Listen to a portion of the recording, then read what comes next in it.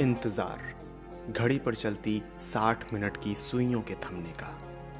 इंतजार, आखिरी लम्हे पर विपक्षी के अंतिम दांव को बेकार करने का। इंतजार, 41 साल बाद पोडियम पर अपने कदम रखने का। गुरुवार की सुबह जैसे इंतजार रूपी इस सबसे भारी शब्द को हमारे जहन से निकालने की सुबह थी। एक ऐसी सुबह जिसका ख्वाब देखते देखते कई पीढ़ियां बीत गईं। मैच की अंतिम सीटी बजने पर स्कोर बोर्ड पर भारत के पक्ष में चमकते 5-4 के अंक इस संघर्ष रूपी सफर की पूरी कहानी बयां कर रहे थे। भारतीय हॉकी की जो कहानियां हमें परिकथाओं सी लगने लगी थीं, आज का स्कोर बोर्ड हमें उन परिकथाओं पर यकीन दिलाने की कोशिश कर रहा था।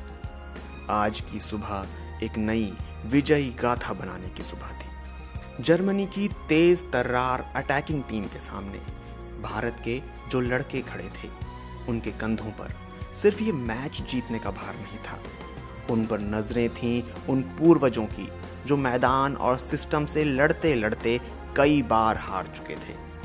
शायद ये दबाव भी था कि शुरुआती लम्हों में नीली जर्सी संभल ही न पाई और मुकाबले में पिछड़ने लगी।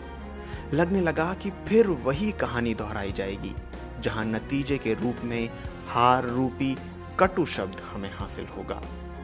लेकिन हमने कहा ना, ये सुबह इंतजार के बादलों को हटाने की सुबह थी। हम मॉस्को से निकलकर आज टोक्यो में खड़े थे। 41 साल लग गए थे इस टीम को एक पोडियम से दूसरे पोडियम पर चढ़ने के लिए।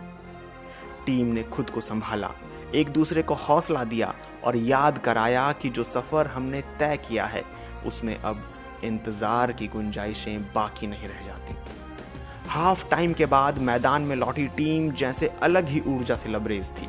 उन्होंने अपनी गति और स्टिक को इतना तेज कर दिया था कि विपक्षी भौचक्के से होकर बस देखते ही जा रहे थे। यूं लग रहा था मानो वो भी भारतीय हॉकी की परंपरागत शैली का एक हिस्सा बनने के लिए तैयार हो रहे हों।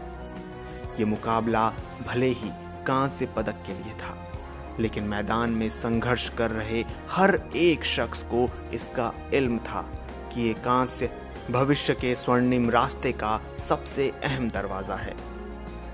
सालों के इंतजार और लंबे संघर्ष के बाद जब टीम का हर एक खिलाड़ी पोडियम पर खड़े होकर तिरंगे को ऊपर उठते देखेगा, तो उन्हें अपने जहन में वो सबसे भारी शब्द आज भी याद रखना होगा। इंतजार, जो दोबारा 41 साल जितना लंबा ना हो और पोडियम पर तिरंगा राष्ट्रगान की धुन के साथ ऊपर जा रहा हो।